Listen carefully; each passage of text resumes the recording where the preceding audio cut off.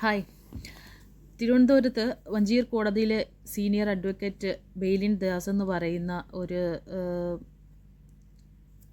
അഡ്വക്കേറ്റാണ്, എന്നാലും പറഞ്ഞുകൂടാത്തതാണ്. പക്ഷേ ഒരു സ്ത്രീയോട് കാണിച്ചത് വെച്ചിട്ട് പറയാം, ഒരു പരമച്ചെറ്റ.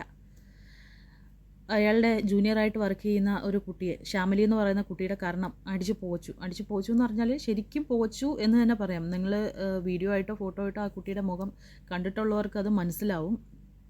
അടിച്ച് പുകച്ചു കളഞ്ഞു. ആ രീതിക്ക് ഉപദ്രവിച്ചിട്ട് ആൾ രക്ഷപ്പെട്ടിരിക്കുകയാണ്. ഇപ്പോൾ ആളിനെ ഇതുവരെ പോലീസിന് പിടിക്കാൻ പറ്റിയിട്ടില്ല. പോലീസിൻ്റെ മൂക്കിൻ്റെ താഴെ കൂടെ അയാൾ ഓടി രക്ഷപ്പെട്ടിട്ടുണ്ട്. സ്വാഭാവികമാണല്ലോ, കാശുള്ള ആളാണ്, അഡ്വക്കേറ്റാണ്. അപ്പോൾ തീർച്ചയായിട്ടും അതൊക്കെ എനിക്ക് തോന്നുന്നു പോലീസ് ട്രെയിനിങ് കൊടുക്കുമ്പോൾ തന്നെ, പോലീസിന് വേണ്ടിയിട്ടുള്ള ട്രെയിനിങ് കൊടുക്കുന്ന സമയത്ത് തന്നെ ഇങ്ങനെയുള്ള സ്പെഷ്യൽ ട്രെയിനിങ്ങൊക്കെ കൊടുക്കുന്നുണ്ടായിരിക്കും. കാരണം ഇതുപോലെ ക്യാഷ് അല്ലെങ്കിൽ കൂടിയ സ്റ്റാറ്റസിലൊക്കെ നിൽക്കുന്നവരെ പിടിക്കുന്നതെന്ന് പറയുമ്പോഴത്തേക്കും പെട്ടെന്ന് ചാടി കയറി പിടിക്കരുത്. അതേസമയം നമ്മൾ കണ്ടതാണ് തൊപ്പി എന്ന് പറഞ്ഞ നിഹാലിൻ്റെ വീട്ടിൽ കയറിയിട്ട് നിഹാലിനെ അറസ്റ്റ് ചെയ്തത് എങ്ങനെയാണെന്നുള്ളത് പോലീസ്. ഇയാൾ ഈ സംഭവം ചെയ്തിട്ട് അറസ്റ്റ് ചെയ്യാൻ വേണ്ടിയിട്ട് പോലീസ് അവിടെ എത്തിയ സമയത്ത് ബാർ കൗൺസിലിൻ്റെ ആൾക്കാരും അവിടെ ഉണ്ടായിരുന്ന അഡ്വക്കേറ്റ്സ് ഒന്നും ഇയാളെ അവിടെ വെച്ചിട്ട് അറസ്റ്റ് ചെയ്യാൻ സമ്മതിച്ചില്ല. അതുകൊണ്ട് അറസ്റ്റ് ചെയ്യാൻ പറ്റിയില്ല. അവിടെ നിന്ന് പിന്നെ അയാൾ രക്ഷപ്പെട്ടു പോയി എന്നാണ് പോലീസിൻ്റെ ഭാഗത്തുനിന്ന് പറയുന്നത്. അയാൾ കാണിച്ച ചെറ്റത്തരം തെളിവോടുകൂടി, ആ കുട്ടിയുടെ മുഖം കണ്ടു കഴിഞ്ഞാൽ അറിയും എത്ര ക്രൂരമായിട്ടാണ് ആ കുട്ടിയെ മർദ്ദിച്ചിരിക്കുന്നതെന്ന്. അത്രയും തെളിവോടുകൂടി പോലീസിൻ്റെ മുമ്പിൽ പരാതി കിട്ടിയിട്ടും അയാളെ അവിടെ നിന്ന് കയറി അറസ്റ്റ് ചെയ്യാൻ പോലീസിന് സാധിച്ചിട്ടില്ല.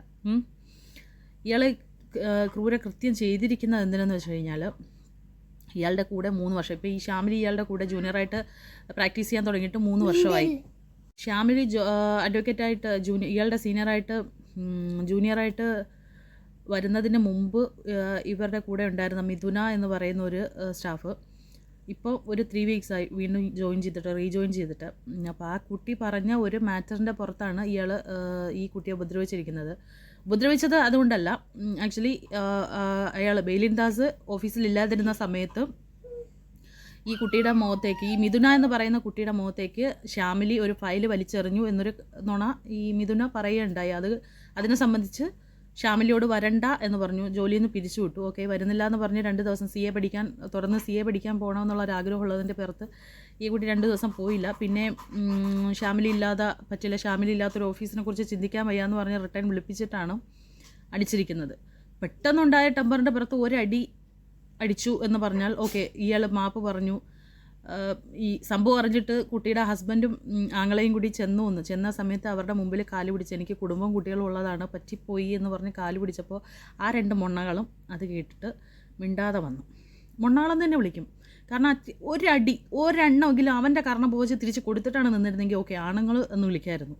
ഞാൻ ആണുങ്ങളെ ആക്ഷേപിക്കുന്നതല്ല, ഇവരുടെ 2 പേരുടെ സ്ഥാനത്ത് വേറെ ആരെങ്കിലും ആയിരുന്നെങ്കിലും, സ്വന്തം പെങ്ങളെ, ഭർത്താവ് എന്ന് പറയാം, ഓക്കെ ഭർത്താവല്ലേ, അവനിക്ക് അത്രയ്ക്ക് ഉണ്ടാവുള്ളൂ, മീൻസ് സിൻസിയറായിട്ടുള്ള സ്നേഹമൊന്നും അല്ലെങ്കിൽ ഓക്കെ എന്ന് പറയാം. പക്ഷേ ഈ ആങ്ങള അത് കണ്ടിട്ട് ഇയാൾ പറഞ്ഞ മാപ്പും കേട്ടിട്ട് തിരിച്ചു വന്നു. അതും ഇനി വലിയ സീനിയർ അഡ്വക്കേറ്റ് ആയതുകൊണ്ട് ഈ ആങ്ങളെയും ഭർത്താവും പേടിച്ചു പോയോ? ശരിക്കും നട്ടലുള്ള ഒരാണിൻ്റെ മുമ്പിലാണ് ഇങ്ങനെ സ്വന്തം പെങ്ങളുടെ കാരണം ഇതിൽ കണ്ടിട്ടുണ്ടെന്നുണ്ടെങ്കിൽ അയാളെ 2 കാലിൽ പിന്നെ പോലീസ് അറസ്റ്റ് ചെയ്തുകൊണ്ട് പോകാൻ പറ്റില്ല. അവിടെ നിന്ന് പോലീസിൻ്റെ മുമ്പ് നിന്ന് ഓടി രക്ഷപ്പെടാൻ ഇയാൾ 2 കാലിൽ നിൽക്കത്തുമില്ല, അടിച്ചൊടിച്ചിട്ടുണ്ടായിരിക്കും. അപ്പോൾ പിന്നെ അവരെ മൊണ്ണയെന്ന് തന്നെ വിളിക്കണ്ടേ? ആ കൊച്ചിൻ്റെ കാരണം അയാൾ 6 അടിയാണ് അതിൻ്റെ അടിച്ചത്. 6 അടി, 2 അടി അടിച്ചപ്പോൾ തന്നെ ഇത് നിലത്ത് വീണു. ഇതിന് പിന്നെ ബോധമൊന്നും ഇല്ലാത്ത രീതിക്ക്, കാരണം കിളി പാറി അതിൻ്റെ. എന്നിട്ടും അയാൾ 4 അടി അടിച്ചു. 1 അടി ദേഷ്യപ്പുറത്ത് ചിലപ്പോൾ സംഭവിച്ചു പോവാം, മനുഷ്യനാണ്, ചിലപ്പോൾ ദേഷ്യം കൺട്രോൾ ചെയ്യാതെ അല്ലെങ്കിൽ പെട്ടെന്നുള്ളൊരു ദേഷ്യത്തിൻ്റെ പുറത്ത് ചെയ്തു പോവാം. 1 അടി, അതിനെ ഓക്കെ ന്യായീകരിക്കുകയല്ല, അതിനെ ന്യായീകരിക്കുന്നതെന്നല്ല, പക്ഷെ അത് സംഭവിച്ചു പോവാം. മനുഷ്യർക്ക് തെറ്റ് സംഭവിക്കാം. പക്ഷേ 1 അടിച്ചു, 2 അടിച്ചു, ഈ 2ാമത്തെ അടിയിൽ കുട്ടി നിലത്ത് വീണപ്പോൾ അവിടെ ഇട്ട് ബാക്കി 4 അടി, മൊത്തം 6 അടി ഈ കുട്ടി അടിച്ചിട്ടുണ്ട്. അപ്പോൾ അതിനെ ദേഷ്യത്തിൻ്റെ പുറത്ത് പറ്റിപ്പോയി എന്നൊന്നും പറയാൻ പറ്റില്ല. അത് ശുദ്ധ പോക്രിത്തരമാണ്. ഈ പോയ 2 മൊണ്ണാളം തന്നെ വിളിക്കും. ഞാൻ ആണുങ്ങളെ അടിച്ച് ആക്ഷേപിക്കുകയല്ല. അതേസമയം എൻ്റെ ഭർത്താവായിരുന്നെങ്കിൽ ഉണ്ടല്ലോ, തീർച്ചയായിട്ടും അവിടെ എന്ത് സംഭവിക്കും എന്നുള്ളത് എനിക്ക് 100% ഉറപ്പുണ്ട്. അങ്ങനെ സംഭവിച്ചിട്ട് വരുന്ന കേസ് പിന്നെ നോക്കിക്കോളാം. കാരണം അങ്ങനെ അയാളെ ഉപദ്രവിച്ചു കഴിഞ്ഞാൽ പോലും, അവർക്കെതിരെ കേസ് വന്നാൽ പോലും മുൻഗണന ഇവർക്കേ കിട്ടുന്നുണ്ടായിരുന്നുള്ളൂ. കാരണം ആ കുട്ടിയെ ആ രീതിക്ക് അയാൾ ഉപദ്രവിച്ചു. അപ്പോൾ ഈ സംഭവത്തെക്കുറിച്ച് ആ കുട്ടി തന്നെ പറയുന്നുണ്ട്. ആ കുട്ടി പറയുന്നത് ഞാനിവിടെ പ്ലേ ചെയ്യാം, നിങ്ങളൊന്ന് കേട്ട് നോക്കുക. കാരണം ആ വീഡിയോ, അതായത് ഒരു ദിവസം ഈ സംഭവം നടന്നതിൻ്റെ നെക്സ്റ്റ് ഡേ ആണ് ഈ കുട്ടി പത്രങ്ങളോട് ഈ സംസാരിക്കുന്നതിൻ്റെ വീഡിയോ ഉള്ളത്. പക്ഷേ ആ നെക്സ്റ്റ് ഡേ ആണെങ്കിൽ പോലും ആ കുട്ടിയുടെ മുഖം കാണുമ്പോൾ നമുക്ക് മനസ്സിലാവും എത്രത്തോളം ഭീകരമായിട്ടാണ് അത് ഇരിക്കുന്നതെന്നതോ. അതിന് ഫ്രാക്ചർ ഉണ്ട്, ഈ എക്സ്റേ എടുത്ത സമയത്ത് ഫ്രാക്ചർ ഉണ്ട്, ഇവിടുത്തെ എല്ലിന് ഫ്രാക്ചർ ഉണ്ടെന്നാണ് പറയുന്നത്. പക്ഷേ ഇതുവരെ അയാളെ അറസ്റ്റ് ചെയ്യാൻ പറ്റിയിട്ടില്ല. ആ കുട്ടിയെ കൊണ്ടുവന്ന് അതും പോലീസ് മഫ്റ്റിയിൽ വന്നിട്ടാണ് തെളിവെടുത്ത്. പോലീസ് യൂണിഫോമിൽ അവിടെ കയറി വരാൻ പോലും പോലീസിന് ധൈര്യമില്ലാതായിപ്പോൾ പോലീസ് മഫ്റ്റിയിൽ വന്നിട്ടാണ് അവിടെ തെളിവെടുപ്പ് നടത്തുകയും ഒക്കെ ചെയ്തത്. എന്നിട്ട് പക്ഷേ ഇതുവരെ അറസ്റ്റ് ചെയ്തിട്ടില്ല. അയാളിപ്പം കടലിൻ്റെ നടുക്ക് എവിടെ പോയിരിക്കുന്നു എന്നാണ് പറയുന്നത്. കടലിൻ്റെ നടുക്കാണ് ഒളിവിൽ പോയിരിക്കുന്നതെന്നാണ് പറയുന്നത്.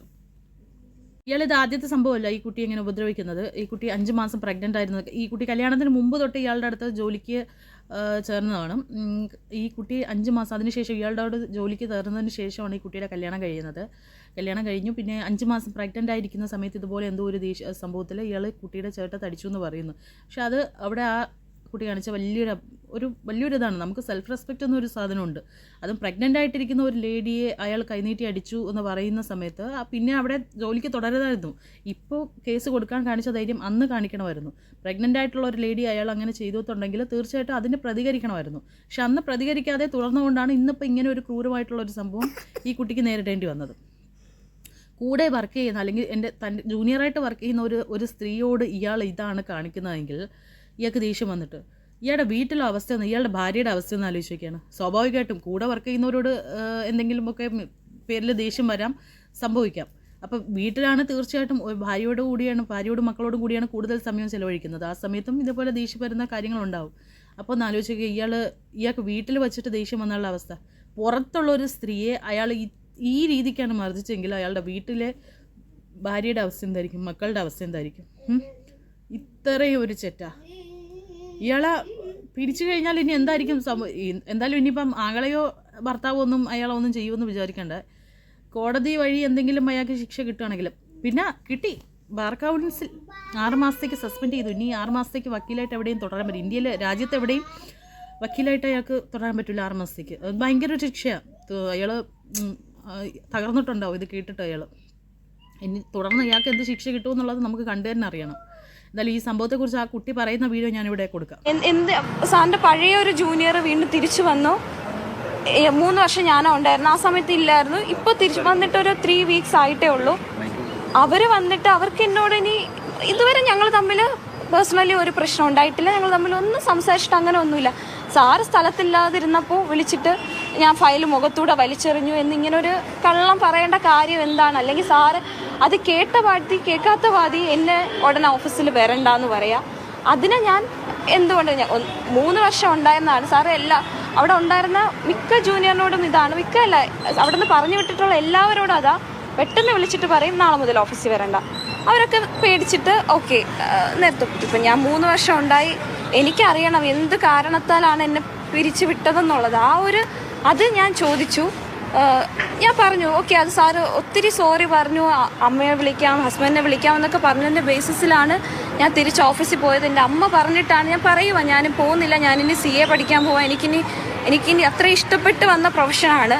എന്നിട്ട് പോലും എനിക്ക് വേണ്ട, ഞാൻ CA പഠിച്ചോളാം, എനിക്കിനി പ്രാക്ടീസ് ചെയ്യേണ്ടെന്ന് പറഞ്ഞിരുന്നിട്ടും അമ്മയുടെ നിർബന്ധത്തിന് ഞാൻ തിരിച്ച് ഓഫീസിൽ വന്നപ്പോഴാണ് ഈ അഡ്വക്കേറ്റ് മിഥുനെയാണ് ഓക്കെ സാറിനോട് ഇങ്ങനത്തെ ഒരു നുണ പറഞ്ഞത്. അത് ഓക്കെ, അത് അവരുടെ ക്യാരക്ടർ, അവരെനിക്കെതിരെ പറഞ്ഞു. പക്ഷെ അതിലെന്തെങ്കിലും ഒരു സത്യാവസ്ഥ ഉണ്ടോ എന്നുള്ള കാര്യം സാർ അന്വേഷിച്ചില്ല. എന്നോടെന്നല്ല, ഓഫീസിലെ മറ്റൊരു സ്റ്റാഫിനോട് ഇതിനെക്കുറിച്ച് ഒന്നും ചോദിക്കാതെ പെട്ടെന്ന് എന്നോട് നാളെ മുതൽ വരണ്ട. ഞാൻ വന്നില്ല, ഞാൻ 2 ദിവസം വന്നില്ല. അതേ സാറ് തൊട്ട് വെള്ളിയാഴ്ച വിളിച്ചിട്ട് അബദ്ധം പറ്റിയതാണ്, സോറി, എനിക്ക് പെട്ടെന്ന് കേട്ടപ്പോഴുള്ള ദേഷ്യത്ത്, എനിക്കറിയാം ഇതും സാറ് ദേഷ്യത്ത്, ഒന്നും മുൻകൂട്ടി പ്ലാൻ ചെയ്തിട്ടൊന്നുമല്ല. ദേഷ്യത്ത് ഞാൻ പറഞ്ഞു സാറ് വാൺ ചെയ്യുക. അപ്പോൾ സാറിന് പറ്റില്ല എന്ന് പറഞ്ഞു. സാർ ഇറങ്ങിപ്പോകാൻ നിന്നു. സാർ എനിക്ക് സംസാരിക്കണം, സാറ് വാൺ ചെയ്യുക, ഇല്ലെങ്കിൽ എനിക്ക് വാൺ ചെയ്യേണ്ടി വരും. ഞാൻ പറഞ്ഞു എൻ്റെ കാര്യത്തിൽ ഇടപെടരുത്, വർക്ക് ചെയ്യാനല്ലേ വരുന്നത്, വർക്ക് ചെയ്തിട്ട് പോവാം, എൻ്റെ കാര്യത്തിൽ ഇടപെടരുത്. അപ്പോഴാണ് സാറിന് പെട്ടെന്ന് സാറിൻ്റെ മുന്നിൽ നിന്ന് സാറ് പറയില്ല എന്ന് പറഞ്ഞൊരു കാര്യം ഞാൻ പറഞ്ഞപ്പോൾ ഉണ്ടായ ആ ഒരു ദേഷ്യം, സാറിൻ്റെ ദേഷ്യം ഞാൻ പറയാതെ തന്നെ എല്ലാവർക്കും ആ ഒരു ആ കുട്ടി പോലും ഇപ്പോഴും അയാളെ ന്യായീകരിക്കുന്ന ടൈപ്പിലാണ് സംസാരിക്കുന്നത്. എനിക്കറിയാം മുൻകൂട്ടി പ്ലാൻ ചെയ്തിട്ടൊന്നുമല്ല, സാറിൻ്റെ ദേഷ്യം കൊണ്ടാണെന്ന് കുട്ടി അടുത്തടുത്ത് പറയുന്നുണ്ട്. ഓക്കെ, ശരിയായിരിക്കും, അയാൾ അത്രയും ദേഷ്യമുള്ളൊരു വ്യക്തിയായിരിക്കും. പക്ഷെ എന്നിരുന്നാൽ പോലും ഇങ്ങനെ ഒരു സ്ത്രീയോട് ചെയ്യാൻ അയാൾക്ക് ആരും അധികാരം കൊടുത്തു? അതും നിയമവശങ്ങളെല്ലാം, ഒരു സ്ത്രീയെ ദേഹോപദ്രവം ഏൽപ്പിച്ചാൽ എന്തൊക്കെയാണ് സംഭവിക്കുക എന്നുള്ള നിയമവശങ്ങളെല്ലാം അറിയുന്ന ഒരു വ്യക്തി, വളരെ നല്ല ബോധ്യമുള്ള ഒരാളാണ് ഇത്രയും വലിയൊരു കുറ്റകൃത്യം ചെയ്തിരിക്കുന്നത്. അത് ഒറ്റൊരു വട്ടം അടിച്ചിട്ടാണ് ഇയാൾ നിർത്തിയിരുന്നെങ്കിൽ ഓക്കെ, ഈ കുട്ടി പറയുന്ന പോലെ പ്ലാൻ ചെയ്തിട്ടല്ല, സാറിൻ്റെ ദേഷ്യം കൊണ്ട് സംഭവിച്ചു പോയതാണെന്ന് പറഞ്ഞു കഴിഞ്ഞാൽ നമുക്ക് ഓക്കെ, പെട്ടെന്ന് ദേഷ്യത്തിൽ സംഭവിച്ചു പോയി, തെറ്റല്ലേ എന്ന് പറയാം. പക്ഷേ ഇയാൾ 6 വട്ടം അടിച്ചു എന്ന് പറയുമ്പോൾ അത് എന്തിൻ്റെ ബില്ലല്ല, അതും ആ കുട്ടി അത്രയും ഭീകരമായിട്ടുള്ള എന്തെങ്കിലും അങ്ങനെ തെറ്റ് ചെയ്തിട്ടുണ്ടെങ്കിൽ പോലും അയാൾക്ക് അടിക്കാനുള്ള അധികാരമില്ല. പക്ഷേ അങ്ങനെ ചെയ്തിട്ടാണെങ്കിലും ഓക്കെ എന്ന് പറയാം. ഇതിപ്പോൾ അയാൾ പറയില്ല എന്ന് പറഞ്ഞ ഒരു കാര്യം ആ കുട്ടി സംസാരിക്കുമെന്ന് പറഞ്ഞതിൻ്റെ പേരിലാണ് അയാൾക്ക് ദേഷ്യം വരിക, അയാൾ ഈ രീതിക്ക് മർദ്ദിക്കുകയും ചെയ്തത്. പിന്നെ വനിതാ കമ്മീഷൻകാരി കേസിൽ ഈ സംഭവം നടക്കുന്ന സമയത്ത്, അല്ലെങ്കിൽ ഇത് കഴിഞ്ഞിട്ട് ഇത് ഇത്രത്തോളം ന്യൂസായ സമയത്തൊക്കെ അവർ ഉറക്കമായിരുന്നു. അവർ അറിഞ്ഞിട്ടില്ല ഇങ്ങനൊരു സംഭവം നടന്നു. ഇനി ആരെങ്കിലും തട്ടി വളർത്തിയിട്ട് വേണം ഇങ്ങനെയൊക്കെ സംഭവങ്ങൾ നടന്നു എന്ന് ഇവരോട് പറഞ്ഞറിയിക്കാം. അതിപ്പോൾ ഏതെങ്കിലും നടിമാർ വന്നിട്ട് അയാൾ ആ സമയത്ത് എൻ്റെ ഡോറിന് തട്ടിയെന്ന് തോന്നണിട്ടോ, അല്ലെങ്കിൽ അവർ എന്നോട് ഇങ്ങനെ പെരുമാറിയെന്ന് തോന്നണിട്ടോ എന്നങ്ങോട്ട് പറയാൻ നടിമാർക്ക് തന്നെ ഉറപ്പില്ലാത്ത രീതിക്ക് പറയുകയാണെങ്കിൽ മാത്രം ഇവർ ചാടി അങ്ങോട്ട് പുറപ്പെടും, ഉടവാൾ ഊരിയിട്ട്. ആരാ പറഞ്ഞത്? സ്ത്രീക്ക് ഒരു വർക്ക് പ്ലേസിൽ അങ്ങനെ നേരിടേണ്ടി വന്നു, അങ്ങനെയൊക്കെ പറഞ്ഞിട്ട് ചാടി പുറപ്പെടുകയുള്ളൂ. ഇതിപ്പോൾ ഒരു സാധാരണ സ്ത്രീക്ക് അവരുടെ വർക്ക് പ്ലേസിൽ നേരിട്ട് അനുഭവം ആയതുകൊണ്ടായിരിക്കും അവർ അതൊക്കെ അങ്ങ് കണ്ണടച്ചിരിക്കുകയാണ്. സെക്ഷൻ മാറും. അതായത് പ്രതി ഏതെങ്കിലും തരത്തിൽ ഇപ്പോഴും ഒളിവിൽ നിൽക്കുകയാണല്ലോ, അടിയന്തരമായി പിടികൂടണ്ടേ? അത് പിടികൂടണം അടിയന്തരമായിട്ട് തന്നെ. അത് പക്ഷേ പോലീസ്, എൻ്റെ അറിവിൽ പോലീസ് വളരെ നന്നായിട്ട് തന്നെയാണ് അന്വേഷിക്കുന്നത്. പ്രതിയെ പിടികൂടിയാലും പെട്ടെന്ന് പ്രതിക്ക് ഇറങ്ങിപ്പോകാൻ കഴിയുന്ന തരത്തിലേക്കുള്ള എഫ്ഐആർ ഇട്ടിട്ട് കാര്യമില്ലല്ലോ. ഒരു അഭിഭാഷക എന്ന നിലയിൽ ഇത് കൃത്യമായിട്ടുള്ള കാര്യങ്ങൾ ഇതിനകത്ത് പോലീസ് രേഖപ്പെടുത്തണം. അതൊക്കെ രേഖപ്പെടുത്തി വേണ്ട എഫ്ഐആർ. ഇപ്പൊ തന്നെ അദ്ദേഹത്തിന്റെ ബാർ അസോസിയേഷൻ നിന്ന് സസ്പെൻഡ് ചെയ്തു. ബാർ കൗൺസിലിൽ കംപ്ലൈൻറ്റ് പോയിട്ടുണ്ട്. ഡിസിപ്ലിനറി ആക്ഷൻ എന്തായാലും ഉണ്ടാകും. ഞാൻ ആസ് എ ലോയർ ഇതിൽ കൂടുതൽ അദ്ദേഹത്തിന് ഇപ്പോൾ പോലീസ് ഇനിയൊരു നോൺ ബെയിലബിൾ ഒഫൻസ് ഇട്ടാലും ജയിലിൽ പോകും. അതിനേക്കാൾ അദ്ദേഹം യൂണിഫോം ഊരി വെക്കുന്ന തരത്തിലുള്ള നടപടികൾ ബാർ അസോസിയേഷൻ്റെയും ബാർ കൗൺസിലിൻ്റെ ഭാഗത്തു നിന്നുണ്ടാവും. ഇനി അദ്ദേഹം കൂട്ടിട്ട് കോടതി വരാൻ പാടില്ല, വരരുതെന്ന് തന്നെയാണ് എൻ്റെ ആഗ്രഹം. അതത്രേ ഉള്ളൂ. ഇയാൾ ഇനി കോടതിയിൽ ആ കൂട്ടിട്ട് വന്ന് വാദിക്കാൻ എന്തായാലും അർഹനല്ല എന്നുള്ളത് അയാളുടെ ഈ ഒരു പ്രവൃത്തിയിലൂടെ അയാൾ തെളിയിച്ചിരിക്കുകയാണ്. ഇയാളുടെ എൻറോൾമെൻറ്റ് എടുത്ത് കളയണം, തീർച്ചയായിട്ടും എടുത്ത് കളയാനാണ്. ഇയാൾ കൂടെ വർക്ക് ചെയ്യുന്ന, അല്ലെങ്കിൽ അയാളുടെ ജൂനിയറായിട്ട് വർക്ക് ചെയ്യുന്ന ഒരാൾക്ക് ആളോട് മാന്യമായിട്ട് പെരുമാറാൻ അറിയാത്ത ഇയാളാണോ കോടതിയിലും ബാക്കിയുള്ളവർക്ക് നീതി മേടിച്ചു കൊടുക്കാനിരിക്കുന്നത്?